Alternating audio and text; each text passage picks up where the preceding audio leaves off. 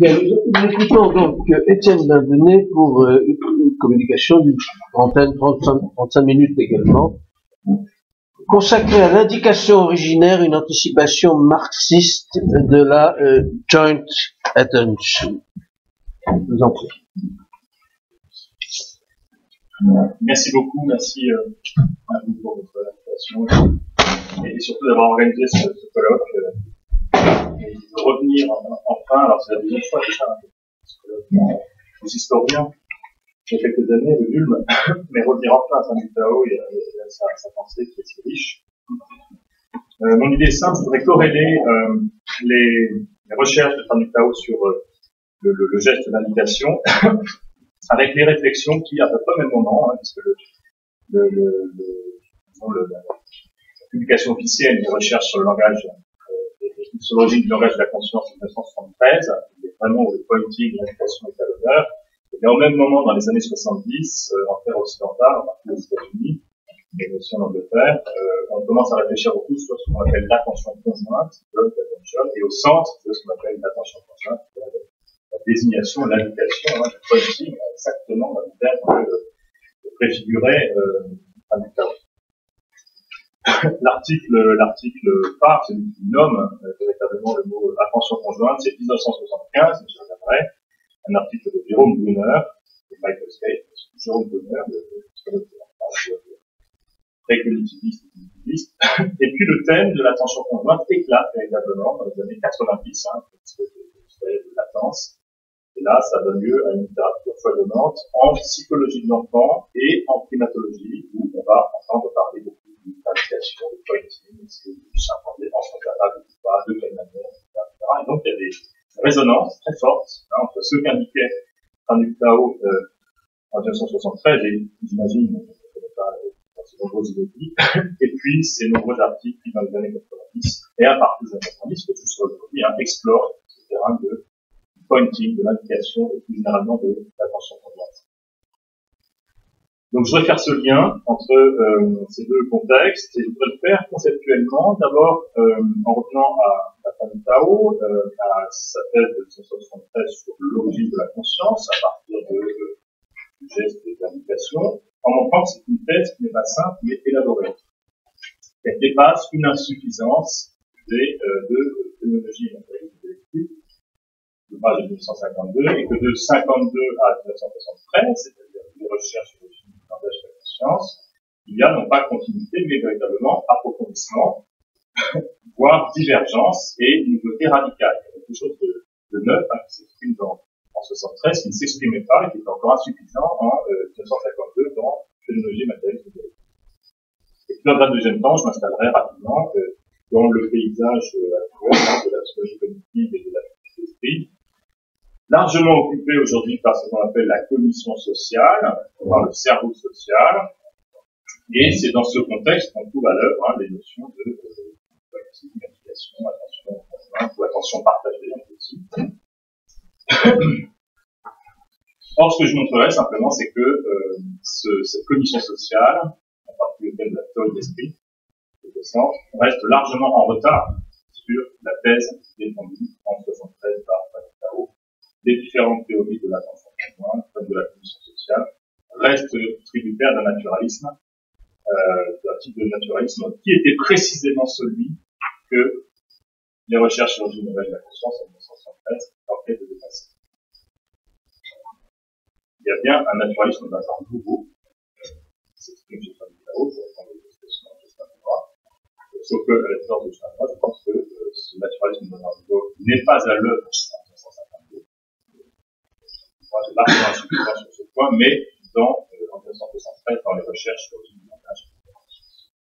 Et c'est précisément ce naturalisme d'un genre nouveau, ce naturalisme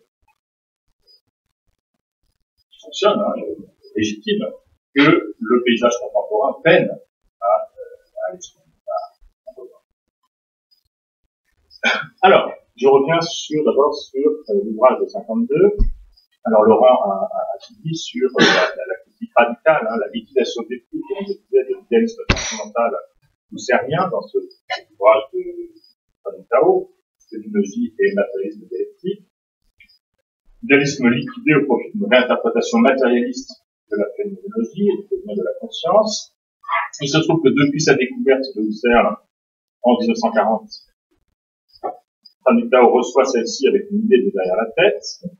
Elle est largement incomplète, inachevée, il la voit au prisme des inédits, et donc comme une pensée qui a tout son avenir devant elle. Et donc il est à la recherche de ce qu'il appelle, à Platine, une phénoménologie de la phénoménologie.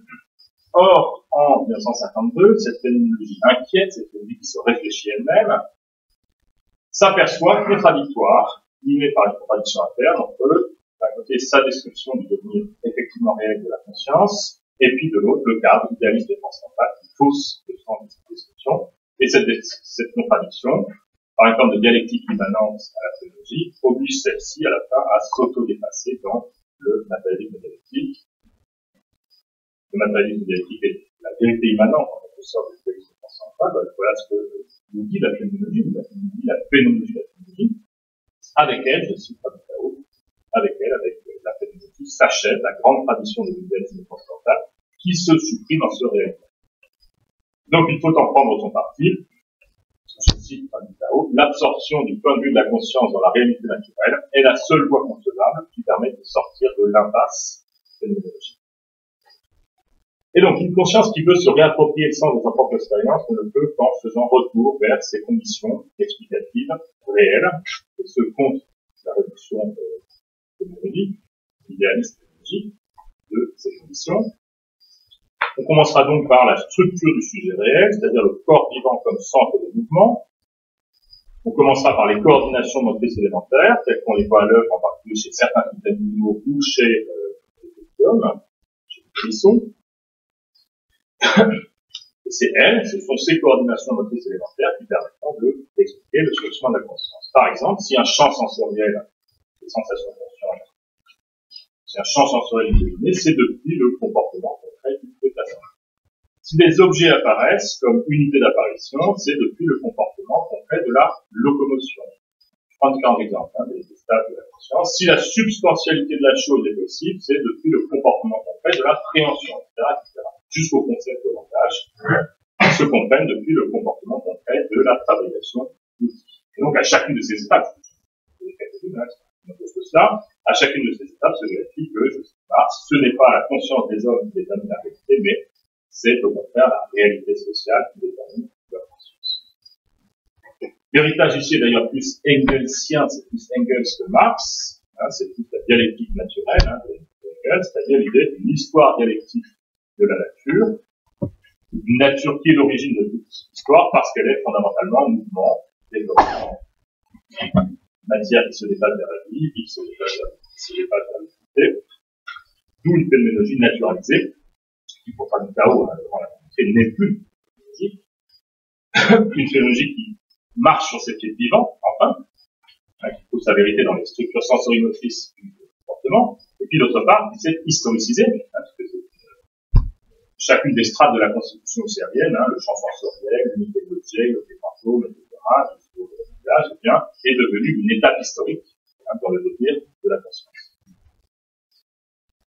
Alors, j'en viens à peut-être l'insuffisance de l'ouvrage. Comment expliquer plus précisément, au-delà de cet héritage général de Engels, cette genèse matérielle et naturelle de la conscience? C'est bien à partir d'un processus qui est le même à chacune des étapes de l'histoire de la conscience. Ce processus est un processus réel, historique, de dépassement du comportement concret dans l'idéalité de la conscience. Dépassement au sens hegelien de autonomie, négation qui concerne. Or, l'originalité de Franck Tao sur ce point, c'est que ici, l'autonomie est prise au pied de la lettre. Elle est prise littéralement. Une figure de la conscience surgit lorsqu'un comportement concret, est tout à la fois nié et conservé, c'est-à-dire conservé en tant que nié.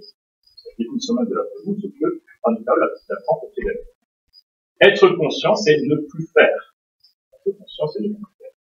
C'est avoir affaire à la chose comme ne pouvant être faite. C'est inhiber le comportement réel. C'est inhiber le comportement réel. Le comportement réel est inhibé dans la conscience, et être conscient, c'est l'un et l'autre de cette négation. Il n'y a rien de plus, là-haut, il n'y a rien de plus dans le mouvement intentionnel, conscient, qu'un mouvement réel, esquissé et réprimé. L'esquisse husserlienne, la chatou husserlienne, est ici retravaillée en un sens inattendu, et là encore en un sens littéral, c'est étonnant. Percevoir, c'est littéralement esquisser, et ne pas aller au-delà de l'esquisse.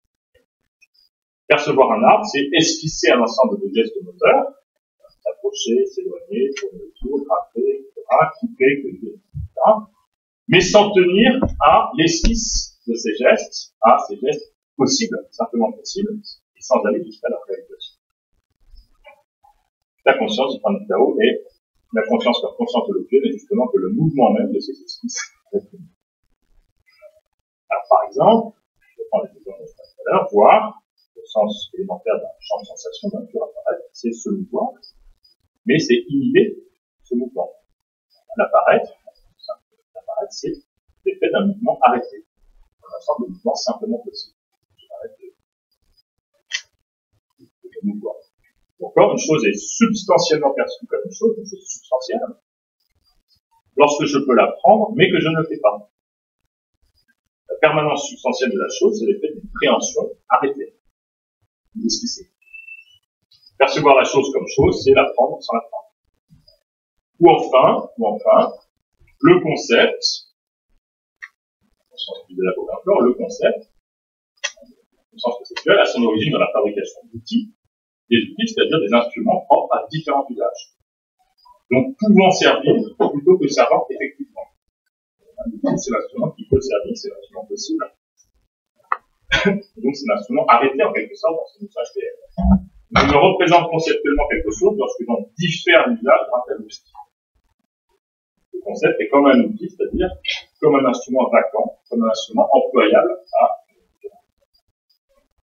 Alors ici, la source semble clairement hegeliano-marxiste, après vous, mon autodépassement à la lettre, mais c'est également une source française. L'inhibition est un concept qui est puissamment opératoire dans la psychologie française du début du siècle, c'est une remarque que fait Alexandre dans sa thèse, pas encore surtout, dans son excellente publication. Il y a ce type de remarque très éclairante, précisément, sur le fait que le concept d'inhibition qui est très puissamment opératoire en 52 chez Tao, en réalité, c'est un concept qui est à l'œuvre dans la psychologie française du début du siècle, pour chez Pierron, Alexandre précise que l'idée peut-être d'origine personnelle. Alors je suis un peu d'accord, sauf que je pense que c'est quand même remonté dans ça. Je pense qu'il faut même remonter à comme chapitre de matière et mémoire. Là, c'est vraiment tout noir sur blanc. La conscience dans le premier chapitre de matière et mémoire, dès les toutes premières pages, c'est un mouvement commencé, mais non pas exécuté. Exactement le schéma opératoire. Je vais faire chez Tao, La conscience, c'est l'infinité des réponses possibles à un stimulus, plutôt que la réponse effective. Les objets qui entourent mon corps, je suis personne, réfléchissent l'action possible de mon corps sur eux. Exactement de la même manière. Sauf que je dirais que c'est tout dans la théorie. C'est l'image du central téléphonique, soit on donne la communication, soit on fait attendre. C'est la Alors, tout ça est très séduisant, si je puis dire, dans l'ouvrage de 52, mais à mon avis insuffisant. C'est une insuffisance qui est confessée dans l'article de la Nouvelle Critique de 74, qui tient, je pense, à un problème que j'appellerais l'équivoque de l'idéalité. L'équivoque de l'idéalité, il me semble que dans phénoménologie matérialiste dialectique, idéalité, qui est employée souvent, a un sens faible ou notionnel. Simplement notionnel, est idéal, ce qui appartient à la sphère de la conscience, du vécu, par opposition à la sphère des comportements matériels. Or, il me semble que manque à une telle définition d'idéalité une dimension essentielle à la conscience humaine, et qui est son sens proprement husserlien, la dimension rationnelle de l'universel. Est idéal chez Husserl, non pas ce qui nous entretient d'un autre ciel, ou d'un entendement divin, mais est idéal ce qui est le même pour toute conscience possible. et non simplement pour ma conscience, ou même pour quelques consciences. C'est cette dimension d'universalité que je pense que l'égalité au sens fort, hein, pas au sens. Le problème que pose le processus d'idéalisation comme inhibition du comportement réel, c'est qu'au fond, il n'y a rien dans ce processus qui soit véritablement idéalisant au sens fort, c'est-à-dire universalisant ou rationnel. Là, je ne vois rien dans l'inhibition dans ce sens. Idéaliser ici veut dire intérioriser dans une conscience, mais à aucun moment n'est reconnu à cette conscience un pouvoir transcendantal de communiquer avec, de prétendre communiquer avec une conscience possible. De viser une chose comme pleinement objective, comme accessible à tous les autres vivants. Au fond, je dirais qu'on n'est pas loin avec cette idéalisation minimale du phénomène de la ritualisation chez Cora Lorenz. Avec cette idéalisation minimale pensée comme inhibition d'un comportement réel, on n'est pas loin de la ritualisation chez Cora Lorenz. Pour cette c'est-à-dire on trouve un phénomène purement biologique. La simulation, virtualisation, déréalisation appartient à la vie. Voilà ce que montre le phénomène de virtualisation chez Cora Lorenz.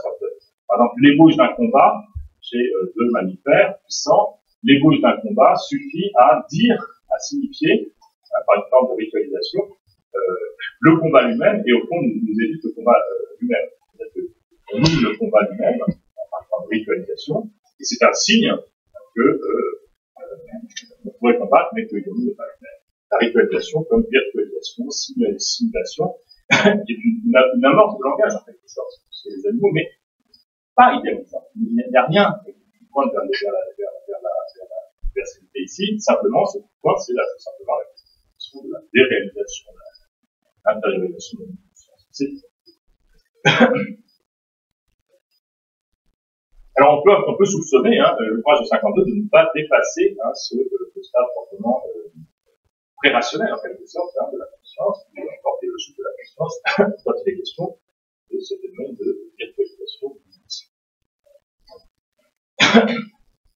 Alors, évidemment, le dernier chapitre de l'ouvrage, qui revient normalement à une attache à construire le devenir pleinement humain, c'est-à-dire rationnel, universel de la conscience, en réalité, présuppose largement ce devenir en montrant que l'universalité humaine est une universalité ratée, parce que aliénée dans la propriété privée, ou confisquée dans une idéologie religieuse ou philosophique. Donc, de ce point de vue-là, on reste sur sa part. Et je dirais que le naturalisme de ce premier ouvrage reste un naturalisme au fond réductionniste, insuffisant. Il reste à mi-chemin d'une humanité effective, une conscience humaine effective, c'est-à-dire des ressources rationnelles ou universalisantes de cette humanité. En réalité, on voit bien que c'est une prise au sérieux de l'autre grand moteur de l'hominisation chez Engels, à côté du travail, la question du langage. Dans Phrénologie matérialiste dialectique, le langage est un geste ébauché, c'est-à-dire un geste qui figure l'acte entier, et qui en même temps est inhibé, selon toujours le même schéma. Comme un chien qui simule par exemple de jouer avec une balle, il simule qu'il joue. Il figure ce que c'est que de jouer avec une balle, pour montrer, pour signifier à son maître qu'il aimerait jouer avec la balle. Parce que ça c'est un proto-langage. Dans l'ouvrage de 52, c'est l'ébauche du comportement réel, figure le comportement réel, mais qui ne va pas du tout. Donc c'est toujours cette virtualisation. Donc parler, c'est tout à la fois faire et s'arrêter de faire. C'est ne pas esquisser, mais ébaucher, donc c'est possibiliser le comportement réel. Et donc on peut se demander en quoi cette possibilisation dans le langage arrêté, dans la simulation, est-elle porteuse d'universalité, et là encore je ne vois pas. Donc on peut dire que dans ce premier ouvrage, le langage n'est pas véritablement pensé à partir de lui-même, mais comme une figure parmi d'autres de l'inhibition idéalisante qui définit conscience. Il n'y a pas de conscience spécifiquement langagière ici, et donc aucun lieu satisfaisant pour le surgissement effectif du rationnel, c'est-à-dire d'une adresse universelle. C'est exactement cette question de la rationalité comme adresse universelle que l'on prend en charge les recherches sur l'origine du langage de la conscience à travers le geste de manifestation. Alors, la grande nouveauté de l'ouvrage, 1973, la recherche sur l'origine du langage de la conscience, c'est de prendre au sérieux le langage. Il est au centre, et il l'est plus exactement à travers ce proto-langage, ce langage d'avant le langage, qui est le geste d'indication. L'indication, c'est un des fondements matériels de la conscience, un des comportements réels qui produisent la vie de conscience, sauf que comme langage, ce comportement peut rendre compte de toute la vie de conscience sans réduction, toute la vie de conscience, prestation rationnelle comprise. L'indication, c'est l'opérateur d'une idéalisation forte, ou encore d'un naturalisme non réductionniste, un naturalisme capable d'un côté de matérialiser la conscience humaine, mais sans rien perdre de ses capacités rationnelles universelles. Alors, il me semble qu'on peut repérer deux moments dans cette nouvelle genèse matérielle de la conscience. D'abord, il y a le moment du rapport à autrui. Dans l'éducation, ce rapport à autrui est central. Le rapport à autrui ici ne s'ajoute pas à la conscience, il la transforme en profondeur. Indiquer, c'est pointer du doigt un objet cible, comme on dit sur le développement, mais c'est implicitement adresser cet objet aux autres, ou adresser ce geste aux autres effectivement présents, par un geste que Frank Tao avait très bien anticipé comme un geste en art de cercle. Regardez avec moi la bête, quelque chasse, ou l'ouvrage, ce sont comme travail en commun, un geste en art de cercle. C'est guider les autres vers l'objet cible, avec cette idée que le guidage, à la différence d'un gorille qui prendrait la main de l'expérimentateur pour le poser sur la viande, en disant, donne-moi la viande, eh bien, ce guidage n'est pas un guidage par continuité, on prend la main de l'autre, c'est un guidage à distance, ou c'est nécessaire quand même, c'est un guidage, c'est emmener les autres, emmener le regard des autres vers la chose, regarder la chose. Et la chose qui, du coup, sera vue à plusieurs. C'est bien qu'autrui est maintenant partie prenante de la vie de conscience. Et il est d'autant plus que l'indication, lorsqu'elle s'approfondit, devenir de l'indication, se possibilise, et là on reprend le concept de 52, elle s'inhibe comme mouvement réel pour devenir une indication implicite. La conscience humaine indique implicitement, sans faire le geste même, et esquisse le geste en quelque sorte, mais sans le faire, le geste d'indication aux autres. C'est une petite scène dans l'ouvrage, de la scène de retardataire, quelqu'un qui est un peu en retard sur les autres, qui sont en train de courir après le défaut, par exemple, puis il est tout seul, et tout à coup il voit la bête, et il l'indique, mais il sait que les autres sont pas là, mais il l'indique comme ça spontanément, parce qu'il est encore dans un contexte implicitement social. Il sait que les autres sont pas loin, il l'indique, il est tout seul indiqué. Bon, cette indication solitaire, c'est vraiment la conscience elle-même comme conscience fondamentalement socialisée. Il y a aussi cette scène d'un marin qui, après une lourde tempête, soulagé tout à son émotion d'après la tempête, et l'émotion fait ressurgir de l'archaïque, du chaos, l'émotion régressive, eh bien il indique la terre tout seul, clairement. Et là, ça, c'est véritablement la conscience. Parce que là, véritablement, la conscience est commune, sociale, même dans sa solitude. Ce qui est au fond la définition que Marx donne du zoon politikon, que nous sommes. Je cite, dans la définition de l'économie politique, l'homme, comme zoon politikon, c'est non seulement un animal sociable, mais un animal qui ne peut s'isoler que dans la société. Il ne peut s'isoler que dans la société. Et je dirais même qu'il est d'autant plus social que c'est surtout là qu'on voit qu'il est social. Quand il est seul et qu'il débauche ce genre de geste, d'indication, de déclaration du monde avec les autres, même lorsque les autres sont pas là, je suis encore plusieurs. Ça, c'est le premier moment, c'est la socialisation de la conscience en profondeur. Et puis le deuxième moment, alors qui était sans doute déjà présent peut-être dans les activités qui faisaient la conscience en 52, donc le deuxième moment pour le coup, c'est peut-être présent, c'est vraiment d'accord de 73. Le deuxième moment continu d'indication, c'est le moment de l'idéalité forte, de l'idéalité proprement rationnelle, de l'objectivité universelle. La conscience qui s'indique la chose elle-même s'adresse à soi-même comme à un autre. Elle se voit en autrui comme dans un miroir. Alors, on pense par exemple à George Mead, le artiste George Mead, le sociologue George Mead, à la genèse du soi social chez lui, consiste exactement dans ce jeu de miroir. Les autres, chacun se voit dans les autres, comme dans un miroir. D'autant que chez George Mead, comme chez Frank Tao, ça s'accomplit dans la voix. La voix étant précisément le meilleur miroir social. Je m'entends dans les autres comme je m'entends dans les autres. Chez le Pradiptao, c'est l'indication qui accomplit ce décentrement du subjectif. Dans l'indication, je ne suis plus le centre incomparable ou irremplaçable de mon expérience, mais un homme parmi d'autres possibles. Pointant du doigt comme je vois autrui le faire, et donc comme tout un chacun le ferait. Je suis un semblable, autrement dit, un soi universel. C'est ce que Pradiptao appelle la réciprocité. Ça me semble absolument essentiel à cette genèse de l'identité au sens propre, la genèse de l'universel. La réciprocité. Dans l'indication, je suis un parmi d'autres et semblable aux autres. Je pense aussi au quiconque dans les prégnants de Sartre, qui le commerce social, qui est essentiellement quiconque, anonyme. Grégaire ou moutonnier du Pradiptao, page 31 de recherche. Autrement dit, l'indication universaliste de soi, sachant que cette universalité concrète se gagne à travers un comportement concret, effectif, qui est le de la situation.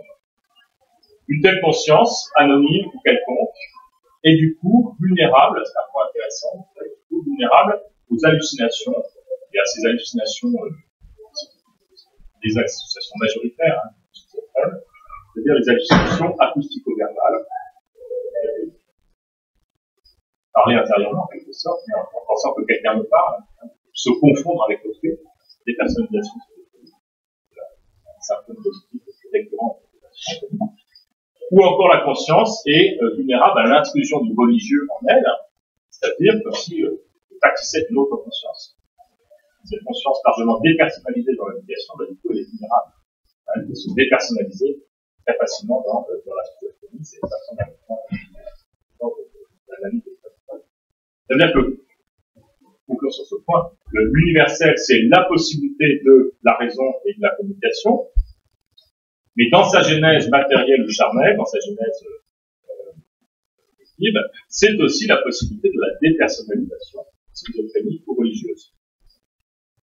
Parce que cette conscience qui pointe et qui pointe comme tout un chacun le ferait, eh bien, elle est prise dans un jeu de miroir multiple, et donc vulnérable à la genèse. Le corrélatif pneumatique ou intentionnel, le corrélatif du côté de l'objet de ce soi universel, c'est l'objectivité de la chose visée comme la chose de tous. C'est ce que Pradiptao appelle la signification de l'indication, sachant que l'indication a une signification qu'elle promeut elle-même, c'est une signification qui est déjà présente, qui est sous-entendue, elle promeut elle-même sa signification.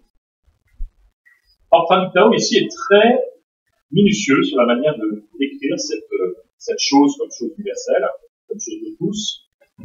Si montrer du doigt, c'est implicitement monter en arc de cercle, guider autrui vers l'objet cible. Alors, la signification, c'est un passage précis qui me semble très important de l'ouvrage. Parfois, c'est des insistances comme ça, descriptives, assez étonnantes. Je pense que c'est quelque chose d'essentiel. Imaginez, je suis là, il y a quelqu'un qui est avec moi, et je lui montre, par exemple, en réalité,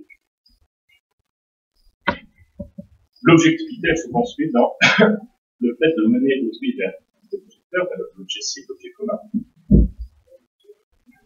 C'est cette distance qui est essentielle, parce que là, j'aperçois l'extériorité de l'objet à l'égard de l'autre. Quand je le guide vers l'objet, je vois toute cette distance, et je vois l'extériorité de l'objet qui n'est pas au-dessus. Je vois une chose qui est substantiellement une chose, parce qu'elle n'est ni lui ni moi, elle est extérieure à lui. Là, j'aperçois la chose dans toute sa substantialité et dans toute son universalité. Elle est plus que toutes les consciences possibles. Elle est là comme extérieure à lui. Donc, comme Pradiptao dit, l'essentiel de l'indication, c'est de voir autrui comme n'étant pas la chose comme n'étant pas autrui. Il regarde la chose. Et quand j'intériorise ça, je sais que je ne suis pas la chose, mais entre moi et la chose une distance, une extériorité. Je suis au cœur de cette universalité. Je suis au cœur de cette objectivité de la chose. Vous voyez, ça me semble une remarque très intéressante et très importante de Pradiptao, un des points forts de l'analyse. C'est-à-dire que l'indication a une signification qui est propre, qui n'existe pas, qu'elle produit elle-même, et cette signification, c'est moi-même plus comme un autre à distance de l'objet, moi-même plus comme un autre à distance de l'objet, extérieur à l'objet, ou l'objet extérieur à moi. Bref, c'est un soi universel en face d'une chose universelle. Alors, cette idée qu'un proto-langage, un langage d'avant le langage, informe la conscience en profondeur, à la fois en socialisant et en universalisant cette conscience. C'est peut-être un retravail du fameux langage intérieur de Vygotsky. Je ne suis pas spécialiste de Vygotsky, donc je ne peux pas étendre la question. Il me semble que quand il évoque ce langage intérieur, Hannu Tao prend bien la peine de rappeler qu'un tel langage, le langage tel qu'il l'entend lui, comme indication, est le premier. Parce que nous ne sommes pas d'intérioriser des situations de ce là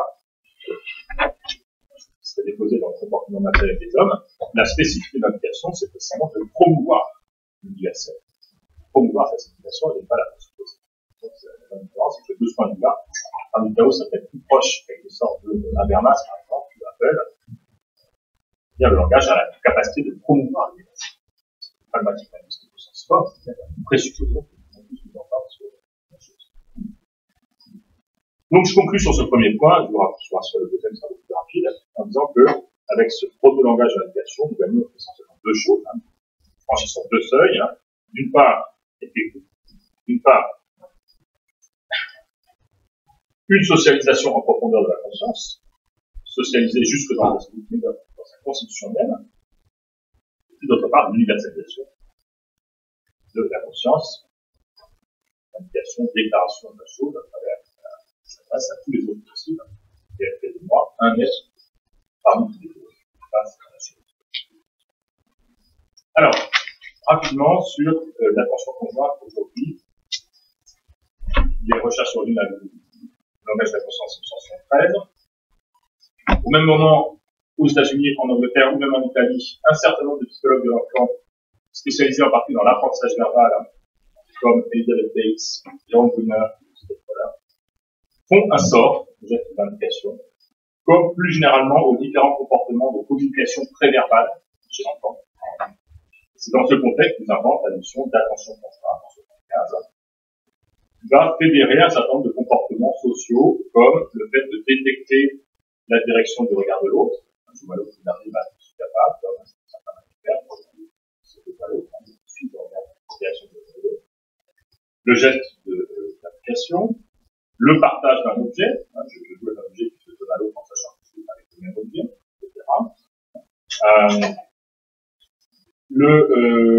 La référence sociale, le social referencing, est un principe de devoir témoigner accoutumé au niveau un petit peu angoissant à regarder ce que l'on pense, c'est pas la même qui se comporte, à l'égard de la chose, etc. De là, dans le sens où ce qu'on appelle aussi des formats d'interaction réglée, le fait d'être à table, par exemple, on fait des gestes en commun et on interagit autour des choses communes, etc. Tout ça, c'est ce qu'on appelle une forme de communication préverbale, purement gestuelle, et qui nourrit ce qu'on appelle l'attention. L'ensemble de ces auteurs, en général, réagissent à une forme d'intellectualisme chomskien, piagétien, qui est très important en 1970, et contre cet intellectualisme dévote, si je puis dire, en 1970, il faut valoir une forme de socialisation précoce, à travers, d'une part, ce qu'on appelle l'intersubjectivité primaire, c'est-à-dire le face-à-face entre l'enfant et la mère, par exemple, la forme de résonance émotionnelle entre l'enfant et le visage de la mère, le face-à-face diadique du format émotionnel, et puis l'intersubjectivité secondaire devient triadique, c'est-à-dire l'enfant, la mère et la chose. Une complexification de cette première de cette situation. Et c'est là que la décision l'attention conjointe dans cette intersubjectivité secondaire triadique. On parle de triangle référentiel. Il y a l'enfant, la mère, la personne d'attachement et la chose. Le berceau de la conscience, en quelque sorte, autant d'expression de la Thompson, ce ne sont pas des modules cognitifs de la mystique qui permettent à l'enfant de se représenter le monde, mais plutôt des interactions chaudes, émotionnellement stables, avec les parents.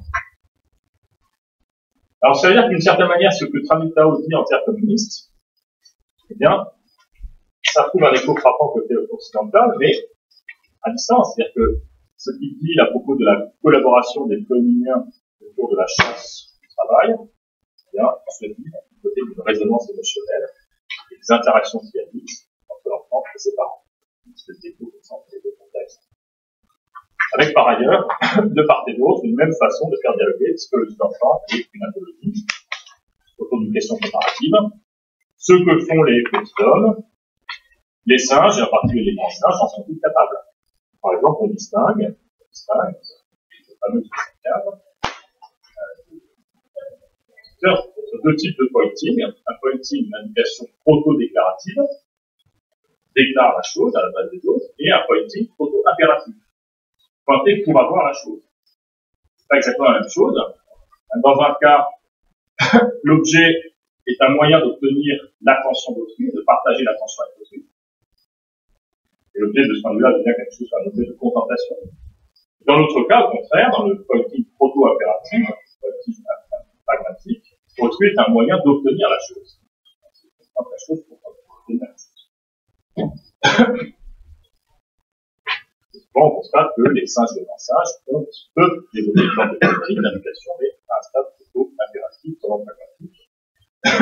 Alors qu'il y a des effets de déclaration, si on prend le commentaire de la chose, c'est davantage que c'est la politique de déclaration. Donc, je pense qu'il y a un dialogue possible entre Fan Tao et ses différents psychologues. Ce sera intéressant et bienvenu. Je peux terminer? Non, je prie. 5 minutes, justement, je termine en disant que je pense que ce serait un dialogue essentiellement au passé.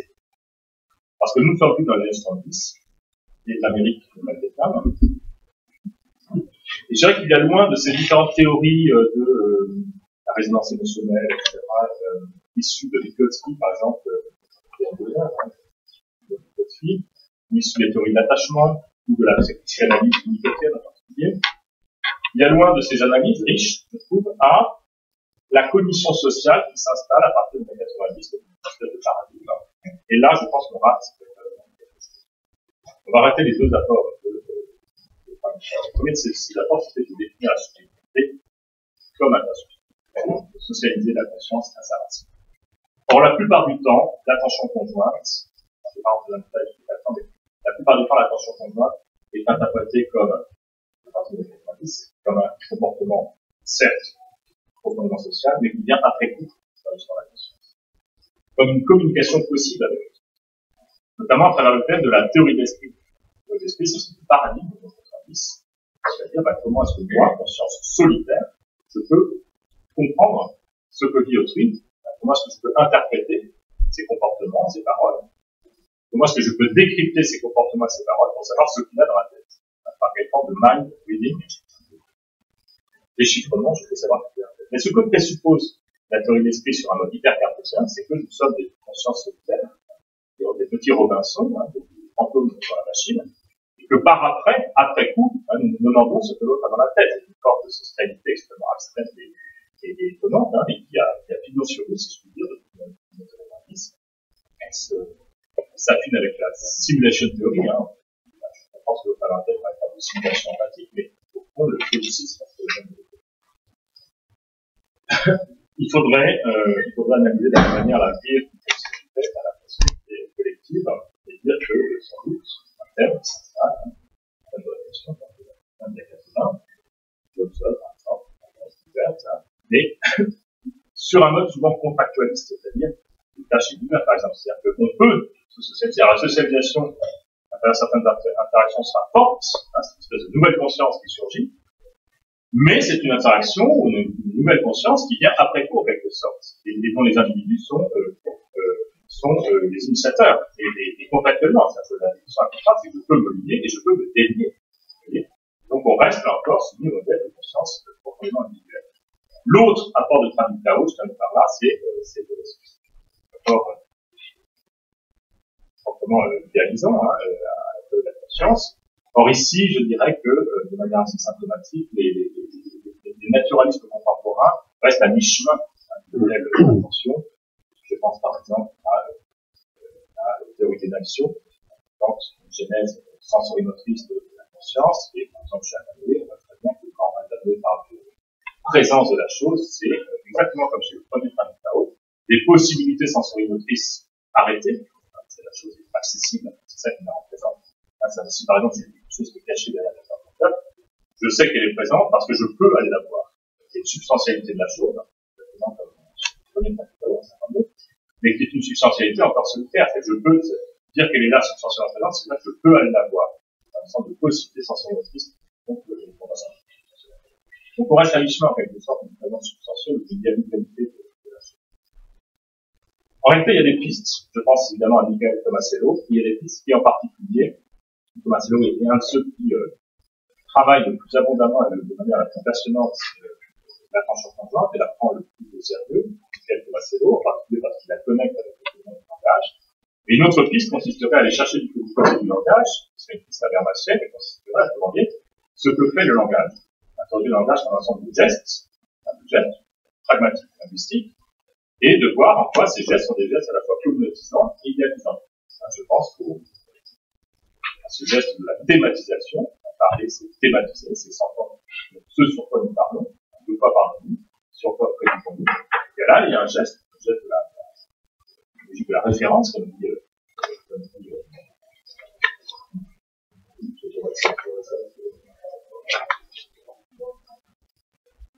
peu importe. Une espèce de logique de Strawson. Une logique de la référence qui consiste à dire de quoi parlons-nous, et cette chose dont nous parlons, sur laquelle nous traitons, elle est sous-entendue comme commune à tous. Et là, il y a quelque chose comme une forme de double seuil. C'est non seulement les communes, c'est après mais communes à tous, ceux de la socialisation et ceux de l'idéalisation. Je pense qu'une théorie pragmatique du langage renouerait avec ces deux intuitions de Tao. Il faut bien que c'est une pensée, je crois, qui est véritablement et très sincèrement riche de prolongement possible. Une pensée qui a toute sa vie contre elle. Je pense qu'il est grand temps de rendre justice à cette pensée et de rendre à Tao la vie.